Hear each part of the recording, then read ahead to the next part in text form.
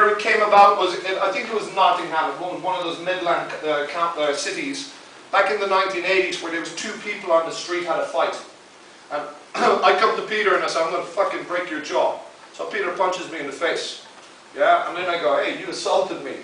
I call the police. The police, they come and arrest him. Okay, and they take him away. And it goes to court, and when the judge looked at the case in court, he found that Peter didn't have a choice.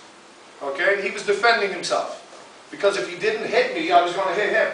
Okay, so the judge gave it the name a preemptive strike. Now a lot of security companies, security training companies and martial arts instructors have made a lot of money out of selling preemptive strike courses. I'll teach you how to knock somebody out with one punch, and they've aimed it towards the security industry. We can't do that, okay, because you have to look at the repercussions. As I said to you about the scenario with Stringfellows nightclub, where the door supervisor killed a guy with one punch, okay, you have to answer for that afterwards.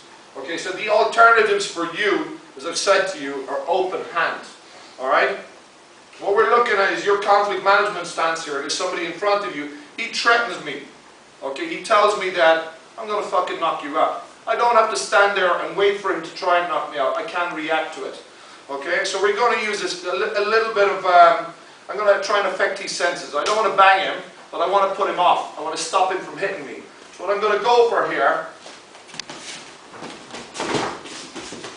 I'm going to go, sorry Peter, I was getting a pair of goggles, seriously.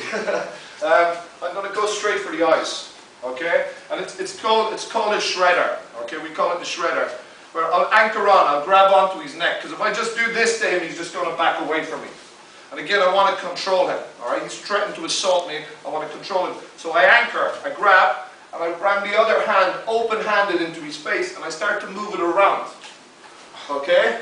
And I mash him up a little bit. Now, sorry again, Pete. He'll get his own back at me next week. I'm not being too aggressive with it, and I'm not trying to poke his eyes out, but I'm trying to upset him. It's a very, very useful tool, very useful for females if it's a male that's being aggressive with you. Don't care how tough you are, how strong you are, how good a fighter you are. If you get poked in the eye, yeah, it stops the fight. Anybody here watch UFC?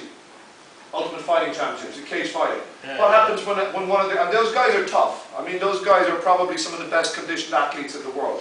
What happens in one of those fights when somebody gets poked in the eye? The referee stops the fight, and he allows him 5 minutes to recover. That doesn't happen in reality.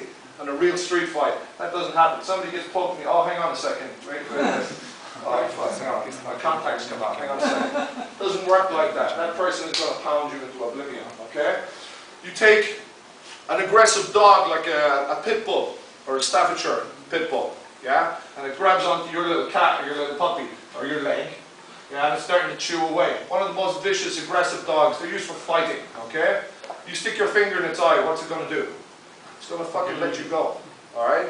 Normally with this pit bull, you give it a kick, it goes, oh yeah, alright? You stick your finger in its eye, it's going to back off. And that's the advice they give to surfers, that if a shark bites, you stick your thumbs in its eye. You stick your thumb in its eye, and the shark will instinctively open its mouth, because it inflicts pain. We need our eyes to be able to survive, find food, make our way to Tesco now, or to protect ourselves from danger, okay? Now, if you look over here with the dummy, I don't want to do it, Pete. This guy's heavy.